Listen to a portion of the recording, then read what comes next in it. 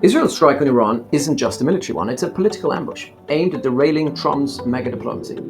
As Tehran reels and Gulf allies scramble, Trump faces a brutal choice: rein in Netanyahu or risk a regional inferno.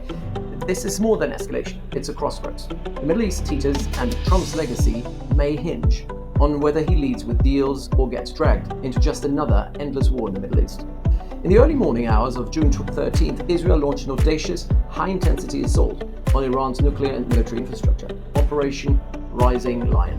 It wasn't just a strike on nuclear sites. It's the beginning of a potentially long, degrading strategy, slowly boiling the frog. Similar to Israel's bold move to degrade Hezbollah, once the deterrence had collapsed last year, Israel is targeting Iran's senior IRGC leadership and directly challenges the strategic status quo of the region. But this was not merely a military move. It was a calculated political strike, one aimed just as much at Tehran as it is aimed at Washington. At its core, this Israeli action is a neoconservative ambush on the Make America Great Again MAGA vision that has steadily gained traction within the Trump administration in recent weeks and recent months. And as neocons are purged and MAGA loyalists consolidate power, Trump has empowered envoys like Witkoff to pursue a diplomacy-first, deal-oriented approach to Iran. Quiet back channels brokered through Qatar, Oman, and Saudi were building the foundation for a post-sanction interconnected Middle East. Netanyahu, fearing irrelevance as the former chief architect of US Middle East strategy, struck hard to shift the narrative. Netanyahu had to fear the window of opportunity to strike Iran was closed. Trump now finds himself boxed in. Netanyahu's strike forces his hand, pulling him deeper and deeper into a regional quagmire. His administration had really tried hard to disengage from this quagmire. Publicly, Trump cannot afford to admit that Israel's unilateral move undermines months of careful diplomacy. Privately, he must now recalibrate. Yet Trump, ever the naive tactician, may see opportunity in crisis. He will likely use the humiliation of the Iranian regime as a blunt instrument to extract unprecedented concessions, such as total surrender of uranium enrichment, permanent oversight of nuclear sites, and removal of the sunset clauses that had haunted the original JCPOA. This would be the biggest test yet of Trump's fabled quote-unquote art of the deal. But there is a catch. Iran is reeling, and the strikes have delivered a psychological shock of historic proportions. The regime sees the attack not only as a violation of its sovereignty, but as a bid to induce systemic collapse.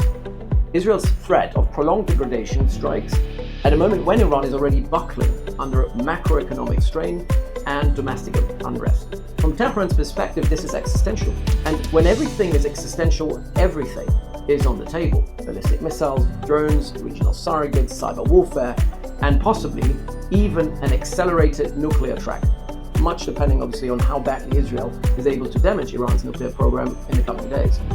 Trump's challenge now is profound. If he wants to bring Iran back to the negotiation table, he must maintain Iran's dignity. A nearly impossible task, considering, what kind of public humiliation Iran just experienced. Trust in the United States is all but evaporated. For Qatar, for Oman, for Saudi Arabia, who had painstakingly built the groundwork for regional dialogue, this rebuilding that trust might be a task that proves insurmountable. To regain credibility, Trump would need to do what no American president has done in recent history, which is show he can rein in Israel. That means putting real leverage on the table, suspending arms transfers, halting intelligence support, even freezing financial aid. Anything short of that, and Iran will simply not believe that Washington can deliver on any deal. Trump's Gulf allies may yet prove his best chance. Unlike Israel, which wants the US to lead from the front, the Gulf prefers a model where Washington leads from behind, and thereby facilitating rather than dictating policy. If mobilized effectively, the Gulf could become a force multiplier for MAGA diplomacy, offering Iran the off-ramp also Iran desperately needs.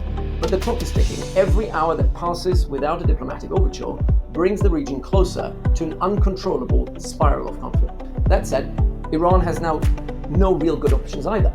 Its slow and low-flying drones are an easy target for Israel. Only ballistic missiles in large numbers will really make a difference and pose a threat to Israel. Hezbollah will only reluctantly be mobilized to become a pawn in the Islamic Republic's survival.